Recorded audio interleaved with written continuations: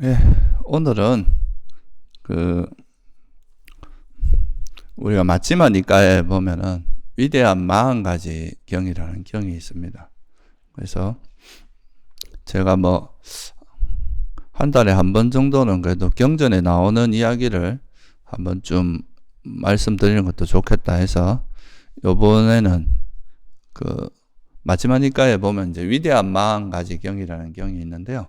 이 경전이 이제 팔정도에 대해서 팔정도와 십정도에 대해서 이야기하는 경전이고, 또 일반적으로 이제 대부분의 팔정도를 설하는 경전들은 그냥 팔정도가 뭐다 이렇게 좀 요소별로 설명하는 거라면, 여기서는 이 팔정도 사이에 약간의 상호 관계라고 할까요?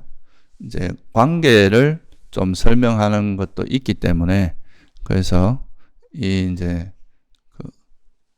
위대한 40가지 경, 이게 좀 팔정도와 그 상호 관계, 그리고 또 팔정도에서 나아가서 십정도, 그리고 또 여기서 또 특이한 게 팔정도를 설명할 때 이제 세간의 팔정도하고 출세간의 팔정도라는 것을 좀 구분해서 설명하는, 어떻게 보면 그렇게 흔치 않은 경전 중에 하나입니다. 그래서 오늘은 이 이제 위대한 40가지 경을 통해서 팔정도에서 나오는 이야기들의 그 의미를 조금 더 약간 새로운 시각에서 한번 살펴보는 그런 시간을 가지도록 하겠습니다. 먼저 이제 이 경전에서 이제 처음 나오는 이야기는 뭐냐 하면, 이제 이 팔정도에서 제일 먼저 이제 주로 이제 이건 스님들한테 하신 법문인데, 이 도대체 이 성스러운 바른삼매라는 게 도대체 뭔가, 이 바른삼매에 대한 이야기로 시작을 합니다. 그래서 이제 이 바른삼매가 뭐냐 그러면, 이 바른삼매라는 거는 팔정도의 바른견해부터 바른사유, 바른말, 바른행위, 바른생계, 바른정진, 바른기억이라고 하는 그 7가지 구성요소를 갖춘 다음에 그 마음의 한끝에 집중된 상태를 성스러운 바른삼매라고 한다. 이 구절에서부터 시작을 해요. 그러면서 이제 이런 것들에서 시작은 뭐냐? 거기에서 제일 먼저 시작점은 바른견해다. 바른견해가 시작이다. 이렇게 이제 먼저다. 이렇게 하면서 그 바른견해부터 시작해서 이제 이거를 바른견해를 세간의 바른견해, 출세간의 바른견해 이렇게 설명하고요. 또 이런 이제 그 팔정도의 요소를 항상 둘러싸고 에워싸는 요소가 있다.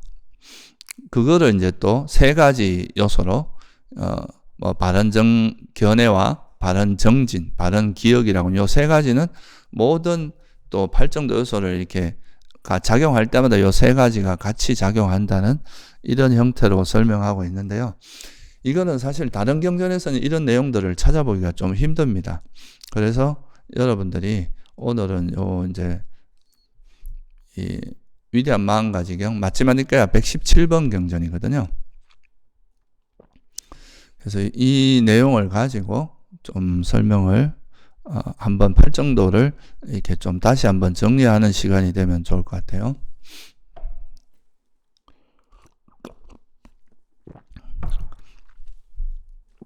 요거는 다시 한번 나중에 이제 끝날 때에 대해서 이제 다시 한번 설명을 하겠지만, 이 바른삼매라고 하는 거를 우리가 이제 불교 이런 수행, 명상 이런 쪽에서 가장 많이 이제 사람들이 관심이 있어 하고, 또 약간은 좀 신비롭게 생각하는 부분이 바로 이 삼매라고 하는 부분인데요. 이 삼매라고 하는 것을 이제 대부분의 사람들은 단순한 어떤 집중 상태, 굉장히 몰입된 상태, 그리고 뭐 심지어는 요즘은 또 그런 이야기도 합니다. 현대 뭐 약품이나 뭐 이런 그 마약 같은 거, 뭐 LSD인가 뭐 그런 거 하고, 또 마약 중에서도 그 이제 약간 환각 작용이 있는 그런 게 있어요. 그거 하고 이제 머시룸, 그러니까 버섯 종류 중에서 그걸 먹으면 되게 환각 작용을 일으키는 그런 거 있는데, 그런 데서 경험하는 이런 거를 또 수행에 굉장히 의미 있는 경험으로 이해하는 경우도 꽤 있거든요. 이 서양 쪽이나 이런 데서는. 그래서 이제 이 사실 이게 바른 삼매라고 하는 것이 어떤 상태인가? 그냥 막연히 어떤 되게 평화롭고 잘 집중되어 있고 고요한 그런 상태인가? 아니면은 그게 이제 어떤 불교에서 말하는 그런 바른 삼매라는 것이 뭔가 하는 것에 대한 정의부터 시작을 하는 거죠. 그러니까 우리가 팔정도 요소 중에서 제일 마지막 8번째에 있는 요소가 바른 삼매잖아요. 그죠?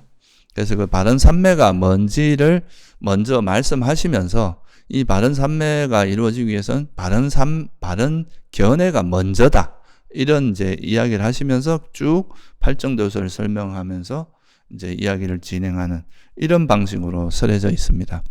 그래서 아까 말씀드렸듯이 불교에서 말하는 이 바른 삼매라고 하는 건 첫째, 바른 견해가 있어야 되고, 바른 사유가 있어야 되고, 바른 말, 바른 행위, 바른 생계, 바른 정진, 바른 기억이라고 하는 팔정도의 앞에 7가지 요소가 갖추어진, 그리고 나서의 어떤 마음이 한끝에 집중된, 그러니까 마음이 이렇게 어느 하나에 몰입된 상태, 이런 게 바른 삼매라고 한다.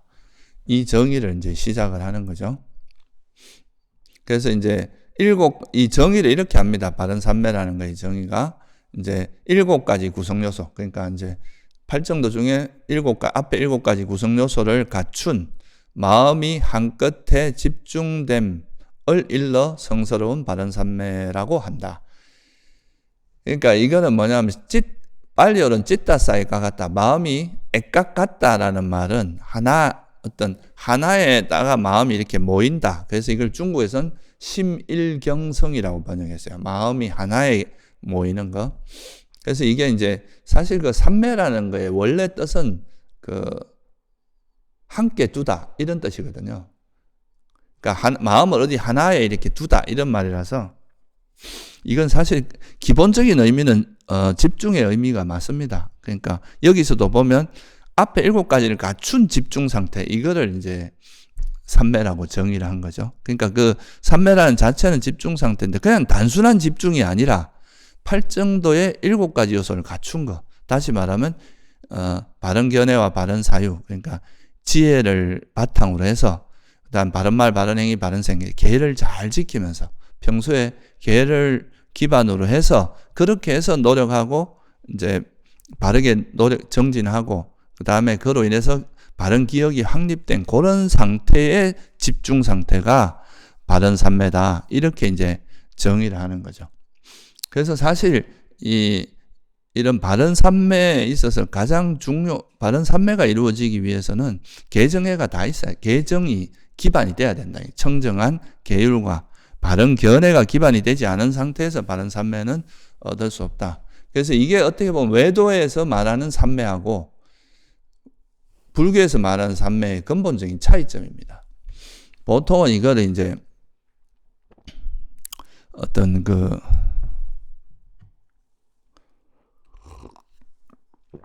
단순한 집중 상태로 이제 이해하는 경우가 아주 몰입돼 가지고 아무 생각 없이 그냥 진짜 완전 몰입된 그런 상태를 삼매라고 이해하게 하는 경우가 되게 많아요. 그리고 실제로 불교의 이제 수행 전통에서도 이거를 그냥 단순한 집중으로 가리키는 경우도 꽤 많이 있거든요. 근데 이거에 대해서 이제 부처님께서는 명확하게 정의를 합니다. 바른 삼매라고 하는 것은 앞에 팔정도의 7가지 요소를 갖춘 상태에서 얻어지는 그런 집중, 마음이 하나에 된 상태, 그런 거라는 걸 이제 설명을 하고 있습니다. 이거는 제가 옛날에도 굉장히 많이 말씀을 드린 내용인데 다시 한번 이제 짚어보는 거고요. 이거를 더 이상 제가 더 자세히 설명을 드리지는 않고요. 그래서 이제 이게 왜 의미가 있고 또 이게 결국은 어떤 의미가 있는지는 이제 앞으로 차차 또 팔정도 이 구조를 좀 보다 보면은 좀 이해가 될 겁니다. 그래서 이렇게 말씀하시면서 요거에 대한 설명은 조금 있다가 다시 한번 짚어보기로 하고요. 그러니까 이런 이제 바른 삼매가 이루어지는 데 있어서 첫 번째가 바른 견해다. 이렇게 설명을 하시는데요. 그래서 거기서 이제 바른 견해가 먼저다. 이렇게 설명하시면서 그래서 이제 우리가 바른 견해가 뭔지를 알 때는 사실 이제 팔정도를 설명하실 때 그냥 팔정도를 쭉 설명할 수도 있지만 이 팔정도와 대칭되는 소위 말해서 8가지의 삿된 견해들, 팔사도라고 할 수 있죠. 그러니까 삿된 길, 그러니까 바른 견해가 있으면 그릇된 견해가 있을 거고 바른 사유가 있으면 그릇된 사유가 있습니다. 그래서 부처님께서 이거를 조금 더 명확히 이해할 수 있도록 그릇된 견해를 먼저 설명하면서 이제 바른 견해로 가고 그릇된 사유를 설명하고 바른 사유를 설명하고 이런 이제 대칭적인 구조로 설명을 하고 있습니다. 우리가 뭐 세속적인 뭔가를 이해할 때도 이게 서로가 이렇게 비교하면서 이해하는 게 훨씬 이해도가 높아지거든요. 그래서 부처님께서도 그런 방식을 취하고 있습니다. 그래서 뭐가 그릇된 견해냐? 뭐 이거는 뭐 이제 다양하게 설명할 수 있지만 여기서 말하는 건 그러니까 내가 무슨 어떤 행위를 했을 때 그 행위의 결과가 없다. 그러니까 뭘 해도 그 결과는 없다. 이렇게 보는 것도 대표적인 사견이라는 거죠. 그러고 뭐 이 세상도 없고 저 세상도 없어. 죽으면 끝이야. 그러니까 윤회라는 걸 부정하는 것. 또 우리가 수행을 통해서 그 괴로움을 소멸한 그런 성자가 생길 수 있다 없다. 그 이제 그런 성자도 없다. 이렇게 이제 부정하는 이런 것들이 다 사견이라고 보는 거예요. 그러니까 이제 일반적으로는 사견이라 하면은 뭐 인과 부정하고 그죠? 윤회를 부정하고 여기서는 이제 깨달음을 부정하는 이런 것도 다 사견이라고 보는 겁니다. 그러면 이제 바른 견해란 뭐냐? 이걸 보통 우리가 바른 견해는 사성제에 대한 지혜 이렇게 이제 설명하지만 이걸 좀 구체적인 이 사성제를 이해하고 나면 인과를 이해하지 인과를 부정할 수 없다. 그리고 윤회를 부정할 수 없죠. 괴로움이 일어나는 원인은 가래고 그 가래가 있으면 계속 태어난다는 걸 설명하니까. 그래서 이 구체적인 내용으로서 이제 바른 견해는 뭐냐 하면은 그게 이제 뭐다라고 설명을 하는데 여기서 이 이제 바른 견해도 아까도 말씀드렸지만 그릇된 견해야 뭐 이제 딱 그 한 가지밖에 없지만 바른 견해는 2가지로 설명하는 거예요. 하나는 일반적인 범부들 그러니까 수행을 완성하기 전에 있는 그 견해 이거는 세간의 바른 견해 또는 이제 그 일반적인 바른 견해가 있고 또 출세간의 바른 견해가 있다. 이거를 이렇게 나누어서 설명을 합니다. 그러니까 어찌 보면 팔정도를 이야기할 때 세간의 팔정도하고 출세간의 팔정도 이걸 2가지를 나누어서 설명하는 이런 경우가 이제 제가 본 바로는 경전에 그래 많이 나오지 않아요. 이 위대한 40가지경에 좀 독특하게 그런 설명이 나오는데요. 그리고 또 이 바른 견해를 이제 설명하는 방식이 우리가 보통은 바른 견해를 그럼 뭐라고 설명합니까? 그냥 사성제에 대한 지혜가 바른 견해다. 보통 이렇게 설명하잖아요. 그래서 뭐 괴로움에 대한 지혜, 괴로움의 일어남에 대한 지혜, 괴로움의 소멸에 대한 지혜, 괴로움의 소멸로 인도하는 도닦음에 대한 지혜. 요 4가지를 바른 견해라고 이야기하는데 근데 이제 여기서는 또 약간 다른 시각에서 그러니까 이게 말은 이 내용을 담고 있는 건데 그릇된 견해를 그릇된 견해라고 깨뚫어 알고 바른 견해를 바른 견해라고 깨뚫어 아는 이거를 바른 견해라고 정의를 합니다. 그러니까 여러분들이 이 견해를 듣고 이거는 그릇된 견해야 라고 이제 명확히 알 수 있고 이거는 바른 견해야 라고 명확히 깨뚫어 알 수 있는 이런 지혜를 바른 견해라고 정의를 하는 거죠. 그러니까 이거를 정확히 이렇게 구분하기 위해서는 사실은 이제 사성제에 대한 지혜가 없으면 이것을 정확히 분별할 수가 없겠죠. 그런데 이 사성제에 대한 지혜가 있는 사람들은 그건 들어보면 이건 그릇된 견해야. 그러고 그릇된 견해는 그릇된 견해라고 분명히 알고 또 바른 견해는 바른 견해라고 분명히 아는 그게 바로 그의 바른 견해다. 이렇게 설명하고 있습니다. 경전에 나오는 구절이 정확히 이래요. 거기서 바른 견해가 먼저다. 그릇된 견해를 그릇된 견해라고 깨뚫어 알고 바른 견해를 바른 견해라고 깨뚫어 안다. 이것이 그의 바른 견해다. 이렇게 설명하고 있습니다. 그러니까 이 바른 견해가 있어야 이거는 바른 견해가 맞구나. 이거는 바른 견해가 아니고 그릇된 견해다. 이렇게 이제 정확히 구분할 수 있겠죠. 그죠? 그래서 이 바른 견해가 기반이 됐을 때 그러니까 이제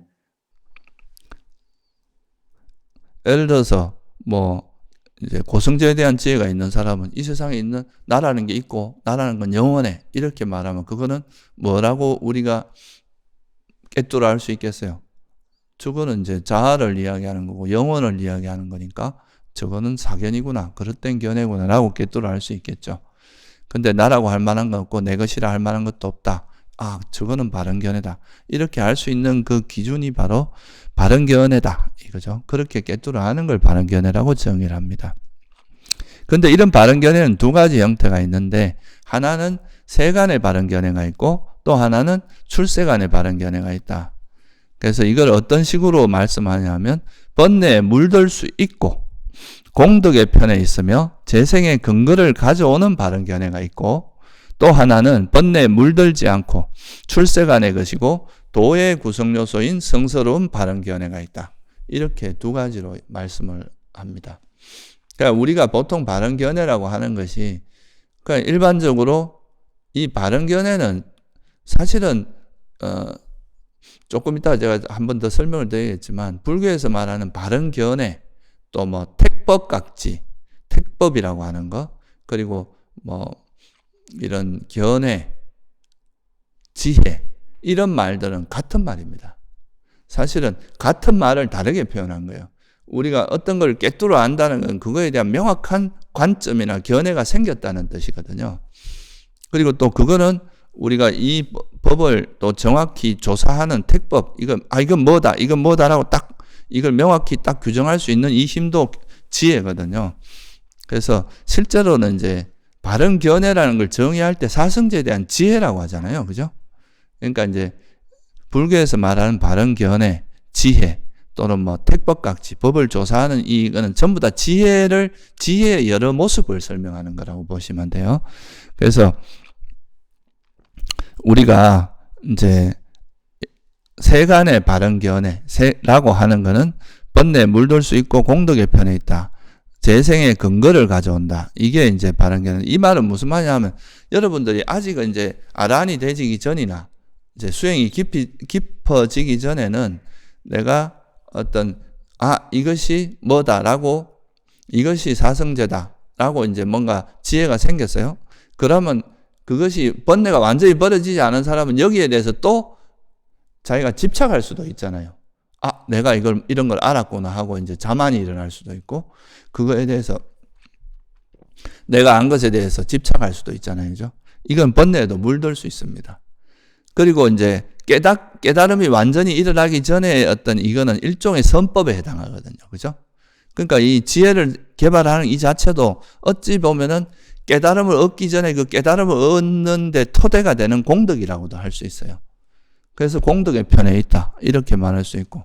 또 이런 지혜가 결국은 우리가 이제 아란이 되기 전까지는 계속 태어나야 되니까 태어나는 거에 있어서 뭐가 돼요? 선체에 태어나게 만드는 또 조건이 될 수 있잖아요. 그죠? 그래서 이게 또 재생의 근거를 가져오는 바른 견해라고도 할 수 있어요. 특히 이제 선처에 태어나도록 하는. 그죠? 그래서 이거는 사실 이제 우리가 아라한이 되기 전까지의 그런 지혜라고 하는 건 아직 완성된 게 아니니까 성자가 되기 전에 우리가 범부로서 얻은 근본적으로 말하면 아라한의 상태인데 아라한이 되기 전까지의 얻은 지혜라고 하는 거는 계속 이제 아라한이 되도록 하는 공덕이 되기도 하고 아라한이 되기 전에는 아직까지 그거에 번뇌에 물들 수 있는 가능성이 여전히 있고 또 이 공덕이고 또 이것이 다시 태어나게 만드는 원인이 될 수도 있는 거죠. 그죠? 그래서 이제 아란이 되기 전에 어떤 그거는 번뇌에 물들 수 있고 공덕의 편에 있고 재생의 근거를 가져오는 바른 견해다. 이렇게 표현하는 겁니다. 근데 만약에 아란이 됐다. 깨달음을 완전히 얻었다. 그러면은 더 이상 어떤 내가 바른 견해를 가졌다 하더라도 그걸 내세우거나 이걸 통해서 나를 내세우거나 집착하거나 이런 일이 없겠죠. 그러니까 번뇌에 물들 수가 없어요. 왜냐하면 번뇌가 다 소멸됐으니까. 그리고 출세가 아니에요. 이거는 계속 어떻게 보면 태어나게 만드는 요소가 아니라 이거는 이제 이 지혜를 통해서 번뇌가 소멸됐기 때문에 태어남의 조건인 가래가 완전히 소멸됐으니까 더 이상 태어나지 않게 하는 그런 요소로 작용하니까 세간, 우리가 욕계, 색계, 무색계라고 하는 이런 3계에서 벗어나게 한다 해서 출세간이라고 하는 거죠. 더 이상 태어나지 않는다는 게 벗어난다는 이야기예요. 그리고 도의 구성 요소, 이거는 보통 이제 아라한 도, 그죠? 깨달음의 도의 구성 요소가 된다는 거죠. 이 지혜라고 하는 것이.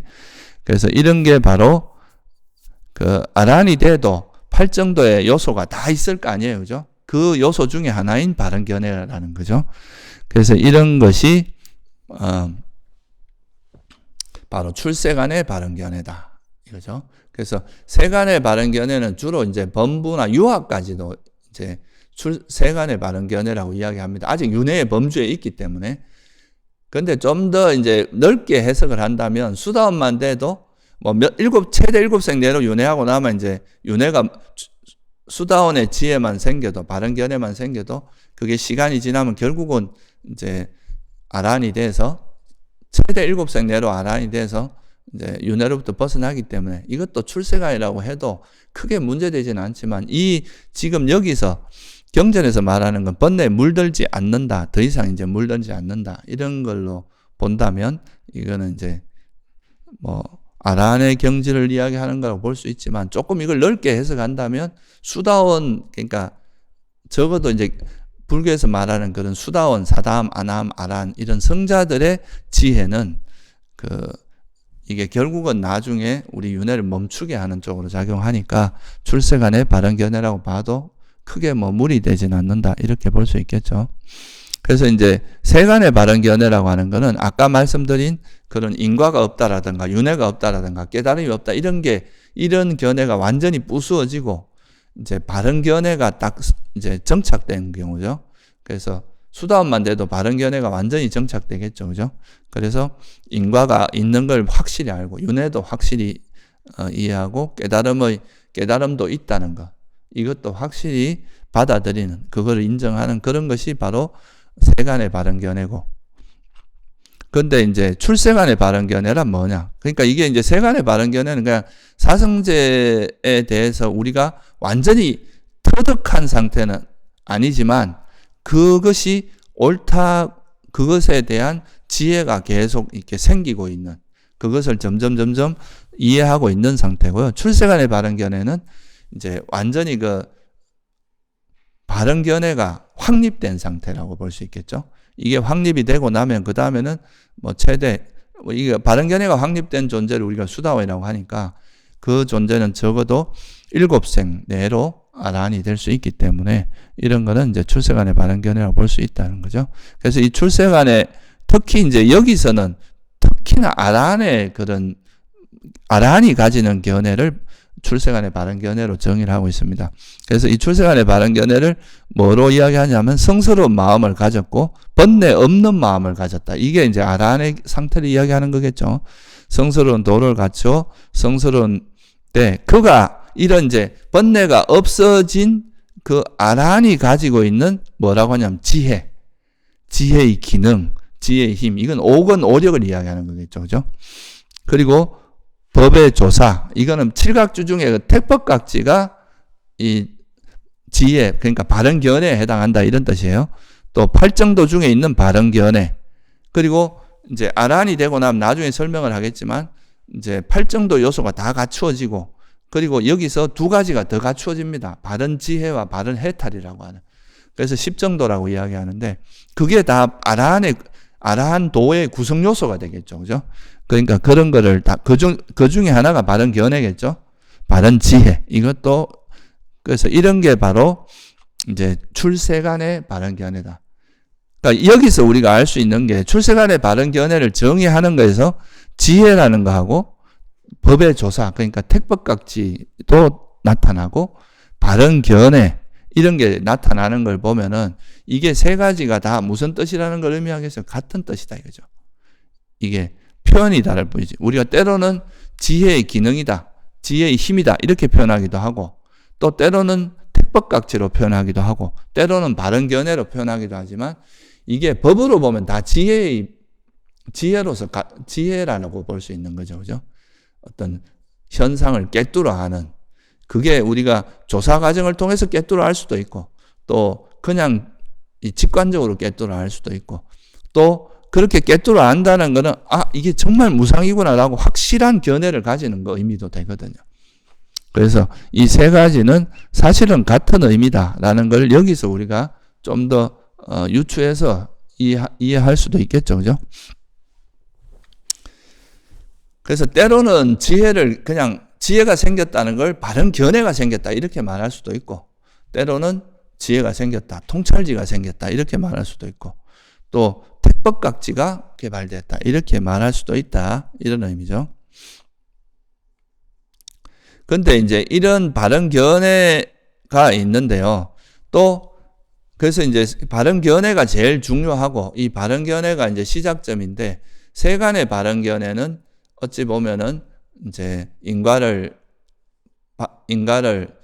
대한 바른 견해, 그리고 또 윤회가 있다는 바른 견해, 그리고 깨달음이 있다는 바른 견해 이런 거지만, 출세가는 그거를 이제 그게 결국은 사성제에 대한 지혜로 정리할 수 있거든요.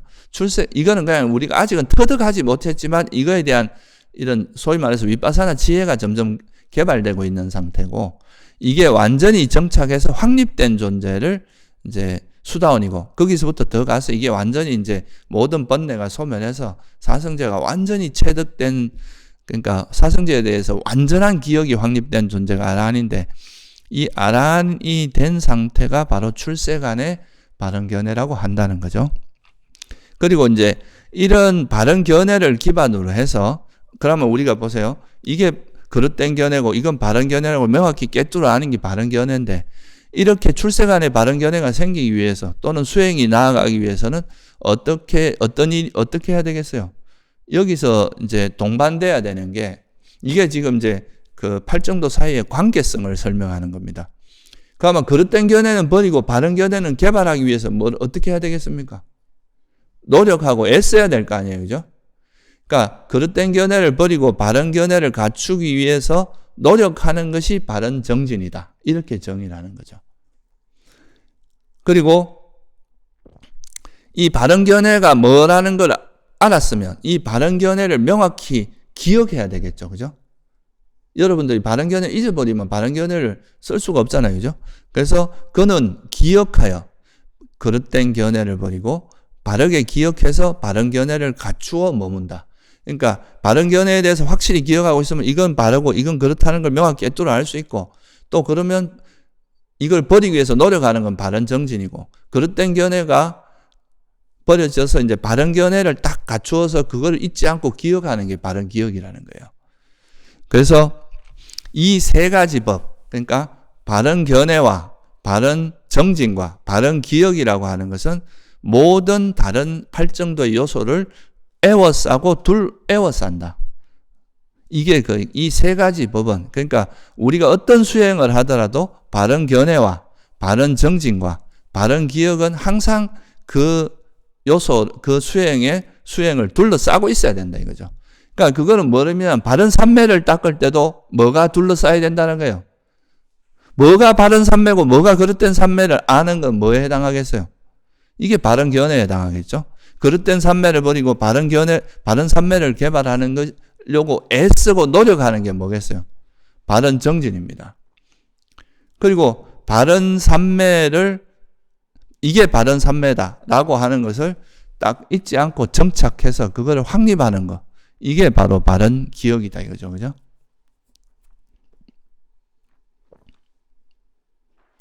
그래서 우리가 바른 견해가 있으면은 이걸 조금 더 쉽게 말씀드리면 뭐가 선이고 뭐가 불선인가를 정확히 꿰뚫어 알 수 있잖아요. 그죠?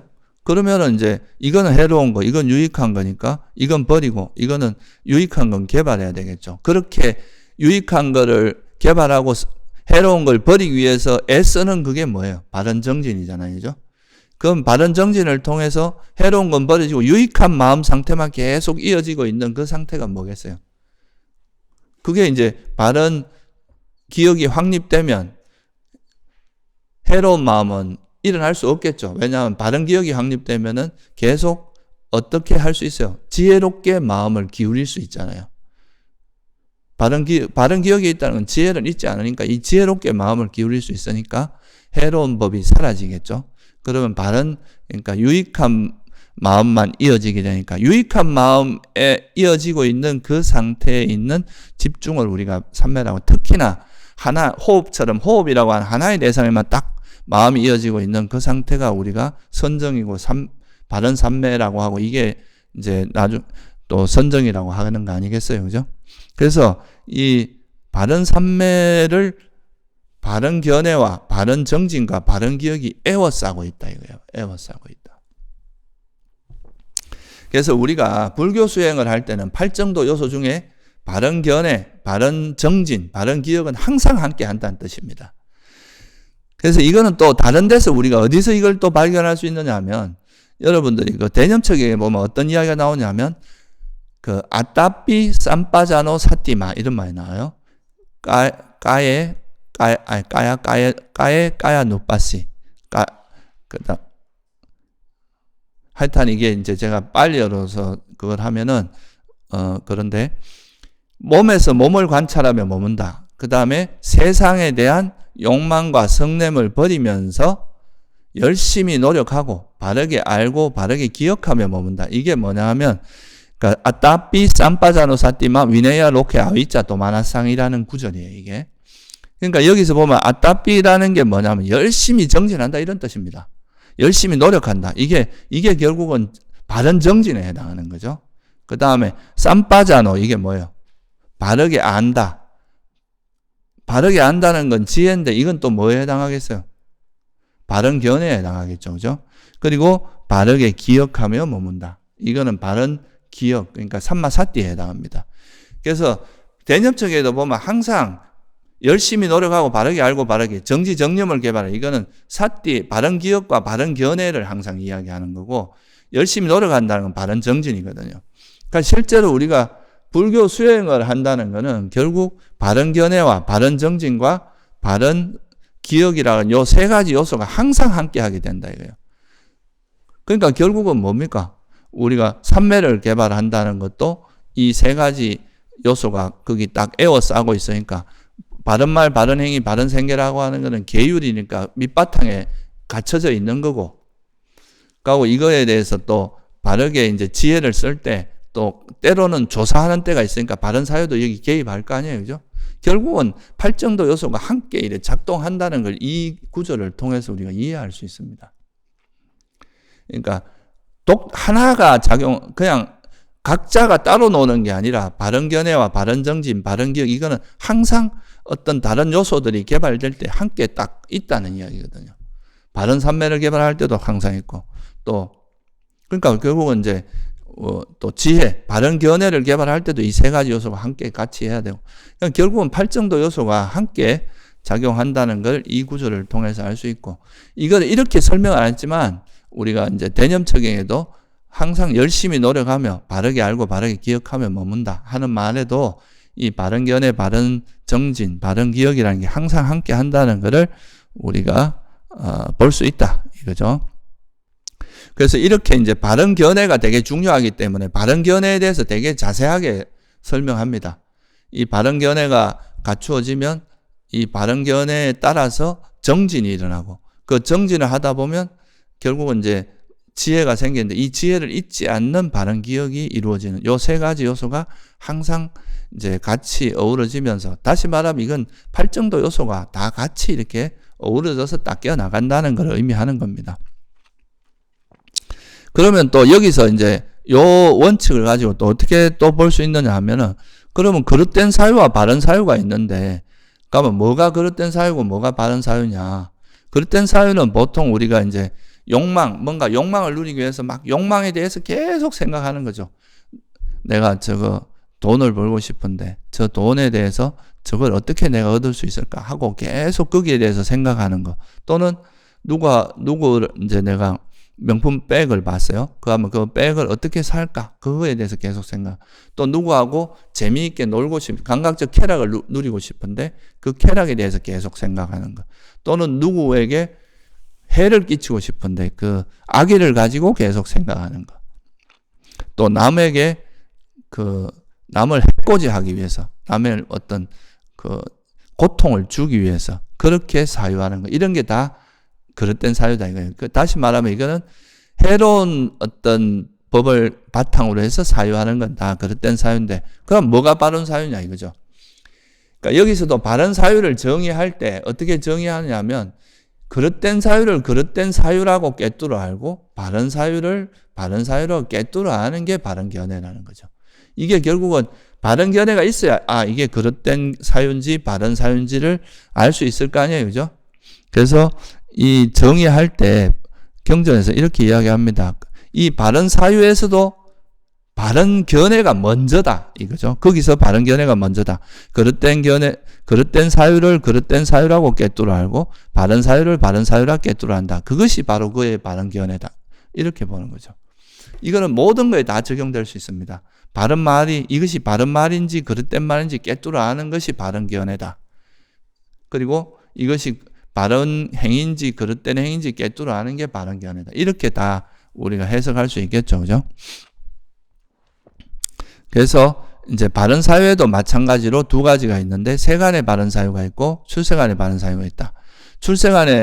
세간의 바른 사유는 우리가 이미 알고 있는, 그러니까 아까는 욕망을 사유하는 것은 그릇된 사유고, 욕망이 없는, 욕망이 사라진 그것을 어떻게 버릴 건지에 대한 사유, 또는 저기를 어떻게 버릴 건지에 대한 사유, 해코지 하는 것을 버릴 것인지에 대한 사유, 이런 게 바로 이제 바른 사유다 이거죠, 그죠? 그러니까 욕망을 내려놓는 것에 대한 사유, 그 다음에 이제 악이 없음, 이거는 이제 자애에 대한 사유, 해코지하지 않는 건 연민에 대한 사유, 이런 것들이 다 이제 사무량심에 대한 사유라고 보면 돼요. 이런 게 다 세간의 바른 사유인데, 출세간의 바른 사유는 아라한이 가지고 있는 생각들, 그죠?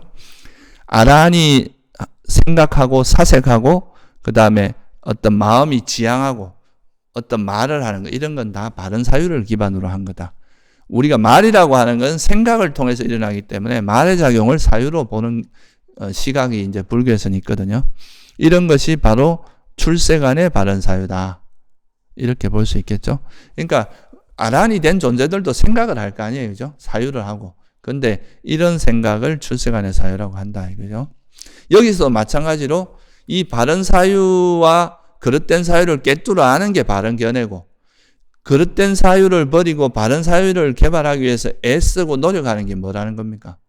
바른 정진이고, 그릇된 사유, 바르게 기억을 통해서 그릇된 사유가 없어지고 바른 사유를 잊지 않고 그걸 딱 기억하는 게 바른 기억이다. 그러니까 그릇된 사유는 버려지고 바른 사유만을 딱 정착된 상태, 그게 바른 기억이라는 거죠. 그래서 이것도 마찬가지로 이 바른 견해, 바른 정진, 바른 기억이 바른 사유를 둘러싸고 있다, 이 말입니다. 또 마찬가지로 그릇된 말은 뭐냐? 그릇된 말은 여러분이 알다시피 네 가지 안 좋은 말이죠, 그죠? 그릇된 거짓말을 하거나 중상모략하거나 이간질하는 거 이야기하죠. 욕설, 거친 말하거나 쓸데없는 말하는 거, 이런 게 이제 그릇된 말인데, 바른 말은 뭐예요? 이제 그런 걸 안 하는 게 바른 말이죠. 거짓말 안 하고 중상모략 안 하고 욕설을 안 하고 잡담하지 않고 이제 거짓말 안 하고 진실하게 말하는 거. 그 다음에 이간질하지 않고 서로 화합시키는 말을 하고, 거친 말 하지 않고 아주 부드럽고 친절한 말, 그 다음에 쓸데없는 말 대신에 법담을 하는 거, 이게 이제 바른 말이라고 보는 거죠. 근데 여기서도 아까 했던 그 원리가 그대로 적용됩니다. 바른 말, 이게 바른 말인지 그릇된 말인지 아는 건 뭐에 해당하겠어요? 이게 바른 견해라는 거죠. 그리고 그릇된 말을 버리고 바른 말을 개발하기 위해서 애쓰고 노력하는 거, 이게 바른 정진이고, 또 그릇된 사유 잘 바르게 기억을 함으로써 항상 지혜가 작용하도록 하면 그릇된 말은 없고 바른 말만 일어날 거 아니에요. 그 바른된 말이 정착된 상태, 정착되도록 하는 그게 바른 기억이라는 거죠. 바른 기억이 있으면 바른 말이 정착되거든요. 그리고 이제 아라한 같은 경우는 이 네 가지 아까 말한 그런 네 가지 그릇된 말이 아예 없어지고 그것이 사라진, 그래서 항상 진실한 말, 아라한은 절대 거짓말하지 않습니다. 방편상으로도 거짓말하지 않아요. 우리가 말하니 이 말했다 저 말했다 이렇게 말한다는데 그건 절대 아닙니다. 아라한의 경우는 이것이 말해서 이익이 없으면 말을 안 하고 침묵할 뿐이지 절대 거짓말은 하지 않습니다.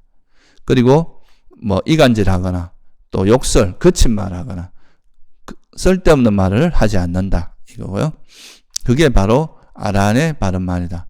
이건 또 그릇된 행위도 똑같겠죠, 그죠? 이것이 이제 보통 우리가 그릇된 세속에서 그릇된 행위는 살생, 도둑질, 삿된 음행 이걸 그릇된 행위라고 하잖아요. 그럼 바른 행위는 그 살생하지 않고 자비심을 베푸고 또 도둑질을 하지 않고 주지 않은 것을 가지지 않는 것, 정당하게 자기가 원하는 걸 얻는 것, 그리고 이제 삿된 음행을 하지 않고 그 바른, 그러니까 세속에서 같으면 이제 한 명에 만족하는 거고 스님들 같으면 아예 그런 성행위를 하지 않는 것을 이야기하는 거죠.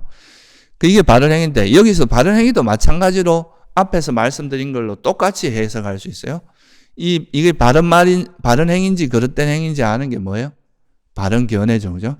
그리고 그릇된 행위를 버리고 바른 행위를 개발하기 위해서 애쓰는 게 바른 정진입니다. 또 그릇된 행위 바르게 기억함으로써 그릇된 행위가 일어나지 않고 바른 행위만 일어나도록 그렇게 바른 기억을 이제 그거를 잊지 않을 바른 견해를 잊지 않으려고 애쓰는 으로써 바른 견해가 정착된 상태가 바른 기억이죠. 이게 이제 이것도 마찬가지로 그렇게 될 수 있고 또 생계도 마찬가지입니다. 그릇된 생계가 있고 바른 생계가 있어요. 보통 이제 그릇된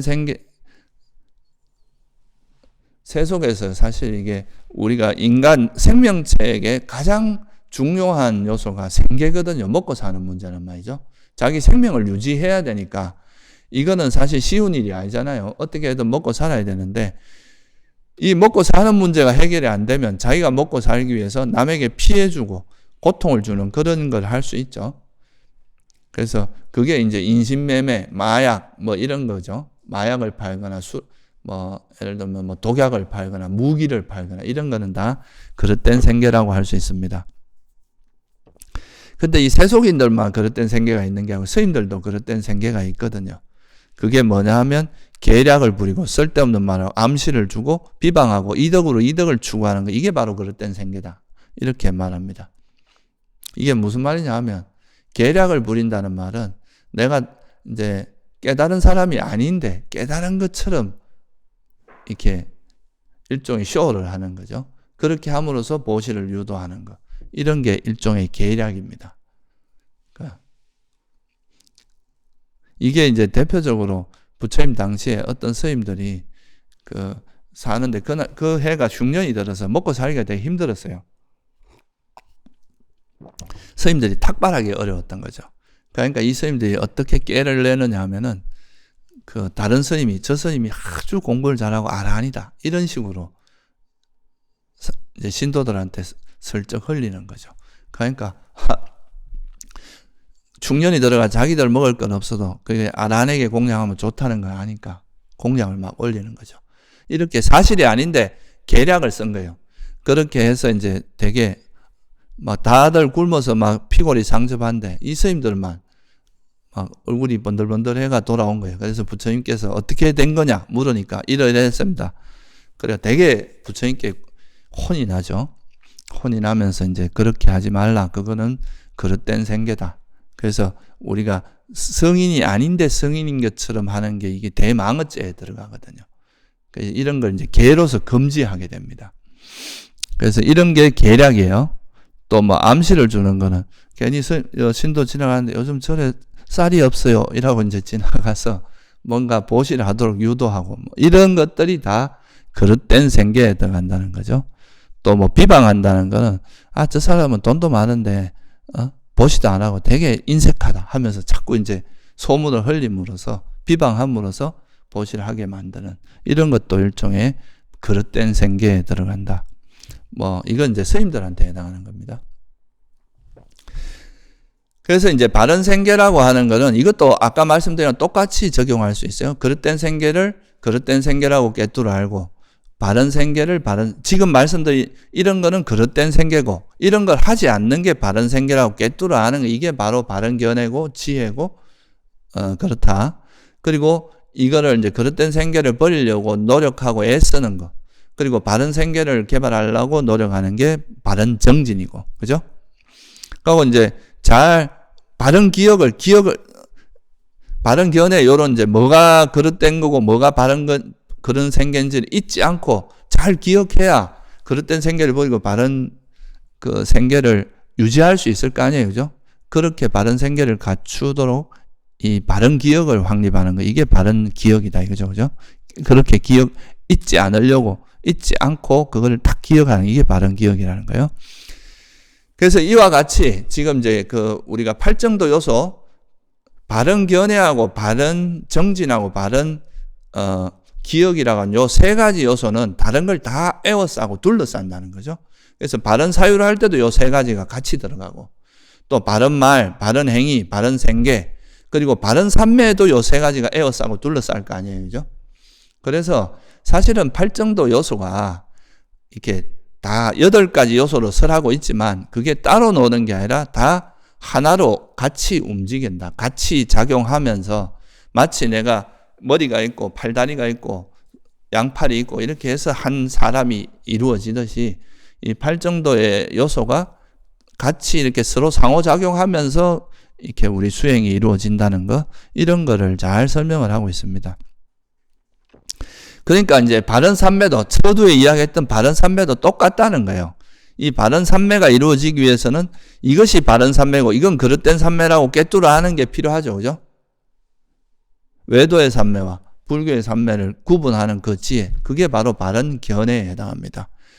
그리고 그릇된 삼매를 버리고 바른 삼매를 개발하기 위해서 애쓰고 노력하는 거, 이게 바른 정진에 해당하고, 그리고 그릇된 삼매를 버리고 그걸 이제 이런 그릇된 삼매와 바른 삼매를 구분하는 이 바른 견해를 정확히 기억해서 그릇된 삼매는 일어나지 않게 하고 바른 삼매가 일어나도록 잊지 않는, 그것을 잊지 않고 기억하는, 이게 바른 기억이라는 거예요.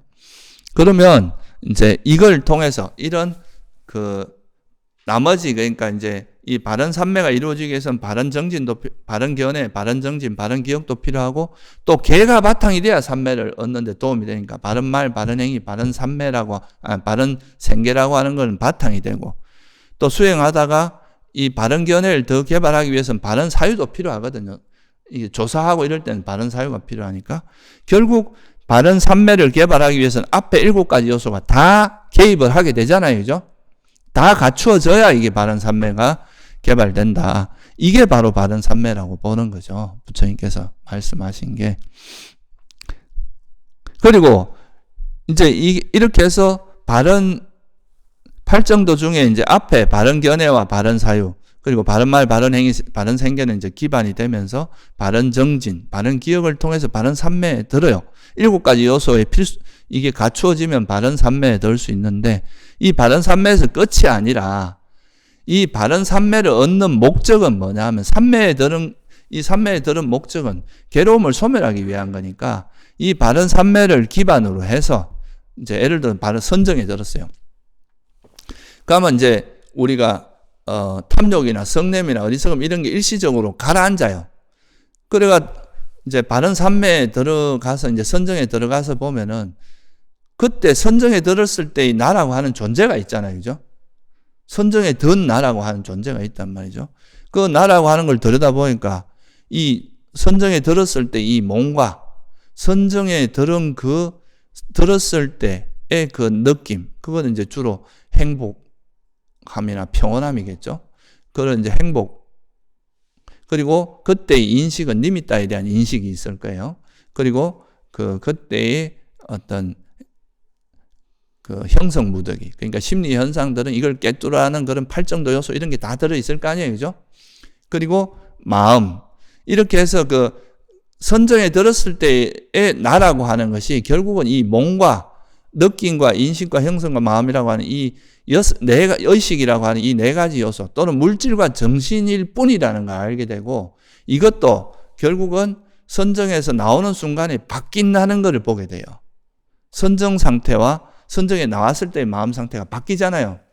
이걸 보면 선정이라고 하는 이것도 결국은 조건에서 만들어진 거구나. 내가 이런 팔정도를 실천함으로써 얻어진 거, 생긴 거구나. 그래서 이것도 형성되었기 때문에 결국 선정에 들어갔던 이 나라고 하는 존재 자체가 무상하고 괴로움이고 무아라는 것을 명확히 꿰뚫어 보게 됩니다. 이게 바로 바른 지혜거든요. 이게 선정을 기반으로 해서 이렇게 이제 개발되는 지혜는 훨씬 강력하기 때문에 그게 바른 지혜가 생기고, 이때의 바른 지혜는 이제 특히 뭐 여러 가지 지혜가 있지만 여기서 바른 지혜라고 하는 거는 번뇌를 완전히 소멸하는 지혜를 의미합니다. 그래서 이게 바른 지혜가 생기면 해탈이 생기고, 그래서 이제 아라한이 되는. 그래서 여기서 뭐라고 하냐면 이제 유아까지는 이런 바른 삼매가 생기면 또 지혜가 생겨요. 그럼 또 바른 견해가 더 예리해지겠죠. 그러면서 이렇게 순환 과정에 있다가 이게 나중에 이제 바른 지혜가 완전히 이제 번뇌를 완전히 소멸하기 전까지는 그냥 팔정도에서 이렇게 맴돌게 되는데, 이 바른 삼매를 통해서 또 바른 견해가 더 예리하고 깊어지고, 또 그러면 또 더 깊은 삼매에 들고, 또 그 삼매를 통해서 더 깊어지고, 이렇게 돌다가 결국은 이 바른 삼매를 통해서 이제 선정을 기반으로 해서 바른 지혜, 그러니까 이 깨달음의 지혜가 생기면, 이게 이제 특히나 번뇌를 소멸하는 이게 이욕의 지혜가 생기면 이제 아라한이 되는 거죠. 해탈하면서. 그래서 유화까지는 팔정도가 갖추어진다면 아라한이 될 때는 10정도가 갖추어진다. 이렇게 말합니다. 그러니까 유화까지는 8정도에서 이제 바른 삼매를 통해서 또 바른 견해가 더 강해지고 이렇게 순환 구조라면은 나중에 이제 아라한 같은 경우는 이 바른 삼매를 통해서 완전히 깨달음의 지혜가 생기고, 그래서 완전 바른 해탈이 이루어지는, 그래서 이제 바른 지혜와 바른 해탈 두 가지를 더 보태서 10정도라고 이야기하는 거죠. 그래서 경전에 보면 8정도와 10정도를 이야기하는데, 여기서는 아란이 되는 순간에 10정도가 된다는 거예요. 8정도가 아니라. 두 가지가 더 보태져서.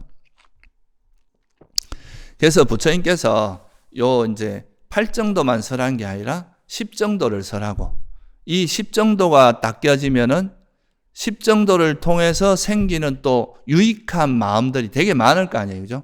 아란이 되는 순간, 아란이 되고 나면 이제 아란이 될 때 10정도가 갖추어지는데, 이 10정도를 조건으로 해서 생기는 또 우리가 예를 들면 이제 부처님께서 아란이 되시고 나서, 그러니까 깨달음을 얻고 나서 이 우리 많은 사람들을 위해서 얼마나 좋은 선행을 많이 합니까? 그죠?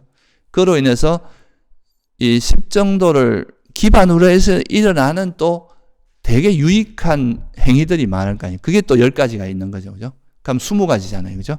10가지에 10가지.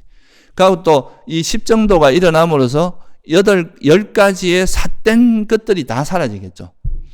뭐 삿된 견해, 삿된 사유, 삿된 말, 삿된 행위, 삿된 생계, 삿된 정진, 삿된 기억, 삿된 삼매, 삿된 해탈, 삿된 지혜, 삿된 해탈이 다 버려져요. 그리고 또 10가지의 그런 삿된 게 있으면 그로 인해서 생기는 엄청나게 많은 또 해로운 법들이 있겠죠. 그죠? 그게 또 해로움에, 그러니까 이제 10가지 사도가 있으면 10가지 또 그로 인해서 생기는 해로운 법들이 있어요. 이러면 20가지잖아요. 그래서 해로운 거 20가지, 유익한 거 20가지, 이래가지고 40가지 법이라고 이야기하는 겁니다. 그래서 이렇게 40가지에 대한 법문을 한 게 바로 오늘 우리가 공부한 위대한 40가지 경이라는 거예요. 무슨 말씀인지 이해되시죠? 그죠? 그래서 보세요. 바른 견해가 있기 때문에 뭐가 가능합니까? 바른 견해가 있으면 바른 말이 가능하고, 바른 말이 있으면 바른 견해가 있으면 바른 사유가 가능하고, 바른 사유가 있기 때문에 바른 말, 또 그게 있으면 바른 행위, 바른 생계, 바른 정진이 가능하고, 바른 기억이 바른 삼매가 가능하고, 바른 삼매가 있기 때문에 바른 지혜, 바른 해탈이 가능하다. 이게 이제 10가지고, 그 다음에 이 바른 견해가 있으면 그로 인해서 파생되는 또 되게 큰 지혜들이 많이 있을 거 아니에요. 그죠? 이게 바로 바른 견해, 또 바른 사유를 통해서 또 생기는 또 수많은 선한 법들. 그래서 10가지 이런 그 10정도를 통해서 생기는 또 10가지의 유익한 법들이 있어요. 바른 견해를 통해서 생기는 10가지, 바른 견해로부터 생기는 유익한 법. 바른 사유로부터 생기는 유익한 법, 바른 말로부터 생기는 유익한 법들. 이래가지고 이걸 뭐라고 여기서 이야기하느냐 하면은 20가지 유익함의 편에 있는 구성요소다. 이렇게 표현합니다. 10정도와 10정도를 기반으로 해서 일어나는 10가지 법. 그 다음에 해로움이 있으면, 여러분들이 만약에 그릇된 사견을 갖고 있으면, 사견이 있으면, 사견으로 인해서 또 뭐가 되면 삿된 견해가 생기겠죠. 아니, 삿된 사유. 사견을 기반해서 생각이 이루어지는 게 삿된 사유잖아요. 그죠? 그럼 또 그걸 통해서 삿된 말들이 생깁니다. 남의 예를 들면 막 거친 말을 하거나 이렇게 되겠죠. 그리고 또 그걸로 인해서 거친 말 하다가 주먹이 나간다거나 이제 막 이런 삿된 행위가 일어나고, 그로 인해서 삿된 또 생계도 일어나고, 그러니까 일단 삿된 생계, 삿된 정진이 일어나고, 또 삿된 기억, 삿된 삼매가 생기고, 그릇된 삼매가 있으면 또 뭐가 생기냐면 자기가 깨달은 것도 아닌데 깨달았다고 생각하는 이게 정말 깨달음의 지혜가 아닌데 깨달았다고 생각하는, 이게 바른 지혜가 아닌데 그릇된 지혜를 또 바른 지혜라고 착각하는 이런 게 있을 수 있겠죠. 그럼 자기가 또 막 실제로는 그릇된 지혜가 생기고 그릇된 해탈이 일어난 건데, 그러니까 진짜 번뇌로부터 벗어난 게 아니라 이제 자기식으로 잘못된, 그러니까 가짜 도인이 된 건데 이거를 자기가 마치 도인인 것처럼 이야기하는 그릇된 해탈이 일어나는 거죠. 그러면 이걸로부터 파생되는 또 수많은 해로운 법들이 있을 거 아니에요. 그죠? 그거를 뭐라고 하냐면 20가지 해로운 편에 있는 구성요소다. 이렇게 표현하는 겁니다. 그러니까 부처님께서 10가지 10정도와 그거로부터 파생되는 10가지 유익한 법을 20가지 유익함의 편에 있는 구성요소라고 이야기하고, 10가지 사도와 그거로 인해서 생기는 해로운 법들을 20가지 해로움의 편에 있는 구성요소라고 이야기하는 거죠. 그러면 총 40가지잖아요. 그죠? 이거를 전체적으로 또 어떻게 표현하냐 하면은, 예를 들면 바른 견해를 가진 바른 견해가 생기면 뭐가 사라지겠어요? 그릇된 견해가 사라지겠죠. 그죠? 그러면 그릇된 견해가 사라지면 그릇된 견해를 조건으로 일어나는 여러 가지 해로운 법들이 사라지겠죠. 그죠? 그러면 이것이 이제 바른 견해가 일어나는 순간 그릇된 견해도 사라지고, 그릇된 견해를 기반으로 일어나는 수많은 해로운 법들이 사라져요. 그러면서 뭐가 생기냐면 바른 견해를 기반으로 일어나는 유익함이 생기겠죠. 그죠? 이렇게 해서 바른 견해 하나에 4가지 요소를 설명을 합니다. 바른 견해가 있고, 바른 견해가 생기면 그릇된 견해가 사라지고, 그릇된 견해로부터 파생된 해로운 법들이 사라지고, 그와 이 바른 견해를 기반으로 해서 유익한 법들이 생겨나겠죠. 정장하겠죠. 이게 바로 바른 견해를 기반으로 4가지 형태가 마찬가지로 바른 사유가 생기면 그릇된 사유가 사라지고, 그릇된 사유로 해서 기반으로 일어난 해로운 법들이 사라지고, 그러면서 바른 사유를 기반으로 한 유익한 법들이 수행을 통해서 완성되겠죠. 그죠? 이런 식으로 생각하면 바른 해탈이 일어나면 그릇된 해탈이 사라지고, 그릇된 해탈로 생기는 해로운 법들도 사라지고, 바른 해탈로 인해서 생기는 유익한 법들이 완성되겠죠.